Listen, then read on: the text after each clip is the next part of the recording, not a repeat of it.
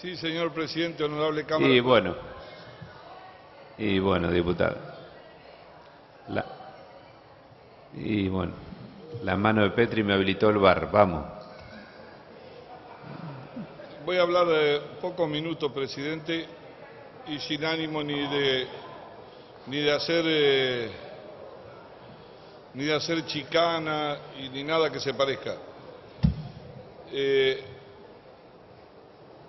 Quiero agradecer obviamente a los diputados de los distintos bloques, porque nosotros, al igual que en el Senado, somos minoría.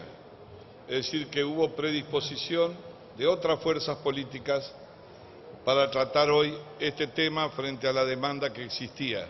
Si no, no habría ley hoy. Por supuesto, coincido con el diputado preopinante y me quedé preocupado que el Senado haya decidido no tratarlo mañana. Al igual que acá, nosotros allá también somos minoría.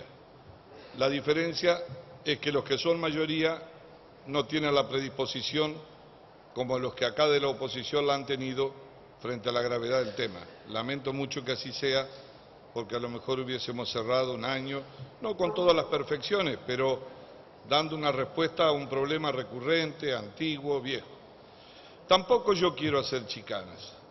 Cuando uno relata algunos hechos en forma autocrítica que han retroalimentado un problema de esta característica, donde la muerte pasó a ser algo más que una cifra vinculada al deporte, no tiene el propósito ni de culpar, ni por una palabra, ni nada, sino porque es parte de un proceso que se ha ido retroalimentando y del cual obviamente la política de distintos colores no está ajeno a esto, ni los dirigentes gremiales, ni dirigentes de otra naturaleza vinculados a la problemática del fútbol. La diferencia esencial entre el barra, como bien se ha dicho acá, o que puedo coincidir, y el hincha. Allá empezó en Inglaterra con los hooligans, recuerden ustedes, parecía inimaginable, dominaba las ciudades. En Colombia fue fundamentalmente en Latinoamérica donde el concepto de hincha fue transitando hacia el camino del delito. Y en la Argentina en los 80 empezó a confundirse el concepto de hincha con el de barra. El de barra brava, es un concepto muy latinoamericano, no es un concepto en el fútbol universal, nos identifica mucho. En los 80 el hincha que se incorporó al carácter de barra es porque se incorporó al delito. Empezó a convivir con él, empezó a coexistir, no iba al circo romano a ver un partido de fútbol y a presionar para que su equipo gane o devuelva las pasiones.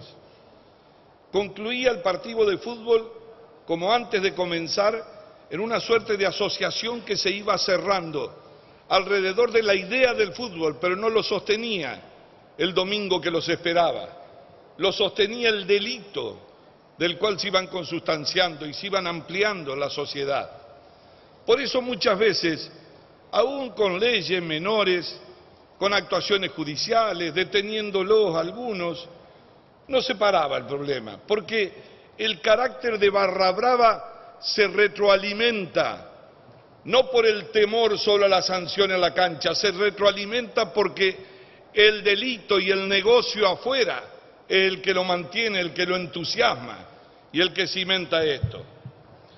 Mire, presidente, más allá de quienes son más o menos responsables, nosotros llevamos una década sin visitantes en la Argentina en el fútbol, una década, y no hemos podido superarla. La Argentina es el país con mayor cantidad de muertes en el fútbol y nos debería preocupar mucho. De los más de 300 muertos, casi el 70% ocurrieron desde el 83, cuando el barra brava comenzó a transitar el camino del delito. El ascenso quedó sin público visitante en el 2007 tras el asesinato de Daniel Cejas, el hincha de Tigre. En el 2011 se cambiaron las reglas, con el descenso de River los clubes veían una oportunidad económica en la oportunidad de disputar partidos como visitante, y apareció la figura de los hinchas neutrales, o sea, los disfrazados sin camiseta por la calle y mordiéndose la lengua para que no lo descubran en la cancha. Iban como neutrales, pero lograban ingresar a la misma. Era una estrategia legal para escapar a la prohibición. La norma no les impedía, la sorteaban, había inteligencia. Por supuesto que los dirigentes del fútbol, en muchos casos, y la propia asociación del fútbol miraba para un costado. Y pasó a ser más complejo. Y es cierto que los dirigentes del fútbol, que deberían ser los naturales en resolver este problema, no lo hicieron, no quisieron o no pudieron en algunos casos. Pero también es cierto que la incorporación del delito, del narcotráfico, como bien se dijo acá, de la asociación ilícita, de la muerte sin peligro, de viajar por el mundo con impunidad, ha obligado a que el Estado tenga que intervenir, como ocurrió también en los países de Europa, como ocurrió en España también, como ocurrió en Inglaterra. Y eso no debería preocuparnos, al contrario, debería ocuparnos. En el 2013 llegamos a la gran prohibición para el ascenso y la primera división. ¿Luego de qué? De otra muerte, la de Javier Jerez, hincha de Lanús, en el Estadio Único de La Plata, tras un escopetazo de la policía bonaerense. Se recrudeció la guerra entre las barras. Desde el 2013 se intentaron un montón de medidas y no se pudo lograr ningún objetivo.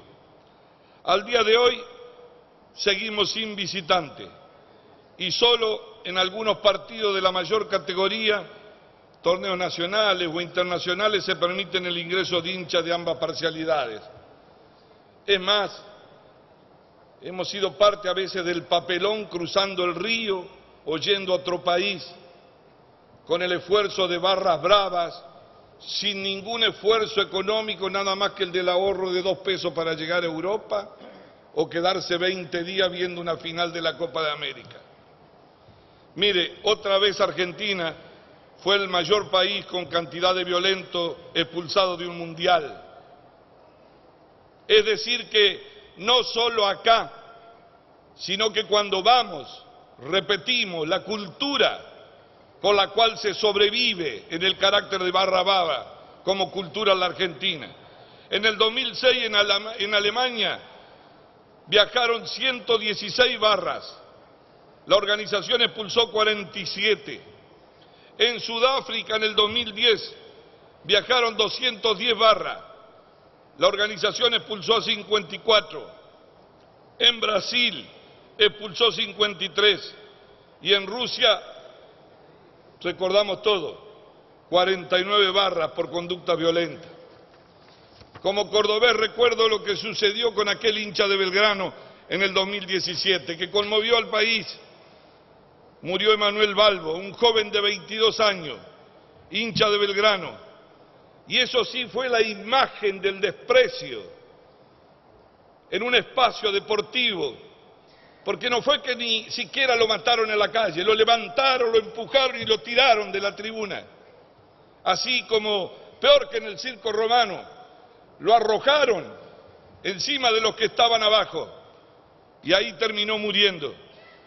Según la ONG Salvemos el Fútbol, son 328 los muertos por violencia en Argentina desde el 92 y el último muerto fue ahora, el 4 de noviembre del 2018.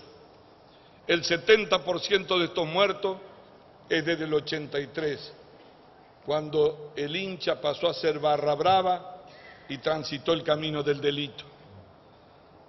Bueno, ni hablar de la segunda final de la Copa Libertadores, no me entretengo, tapamos de páginas y fuimos casi la observación del temor para visitar la Argentina. Señor presidente, no venimos, como dije, ni a hacer chicanas, sino a ocuparnos. Y si no somos capaces nosotros de resolver una deuda, no con el fútbol, no con el deporte que nos trae pasión, puede haber otros también, pero este es el de mayor penetración social, a donde se genera una cultura alrededor de él, a donde además hay una educación y a donde además el clima es propicio, porque es inconmensurable el mercado alrededor de la violencia, del narcotráfico, de la droga y de los negocios que se incorporan y se imponen en negro alrededor. Lo vimos en ese último partido, allanaban una casa, 7 millones, como si nada, del bolsillo, 300 entradas, alguien las duplica. Entonces, sí hay que ver una relación de penas con el delito gradual, a ser homogéneo, pero lo que tiene que haber es una voluntad política, porque si los dirigentes del fútbol no se han animado a asumirla, no han podido resolverla, por complicidad o por omisión o por no tener capacidad para conducir o solamente querer figurar o hacer un negocio, para eso debe estar la política y el Estado, porque lo que hay que proteger es la vida de un ciudadano y no de una barra que va a vivir de la vida del otro que puede morir y que fue a ver sanamente un espectáculo. De eso se trata, por eso estamos hoy acá, no para ver si uno es más o menos que el otro, cuántos hizo aplaudir, cuántos llevaron a un acto, o ustedes creen que se alimentan porque sí, o ustedes creen que la ideología de la política en una campaña llega a los barra brava porque fueron militantes cultores de una ideología. Son militantes cultores de la guita y fundamentalmente del delito en muchos de los casos, y la política también se ha servido de ellos.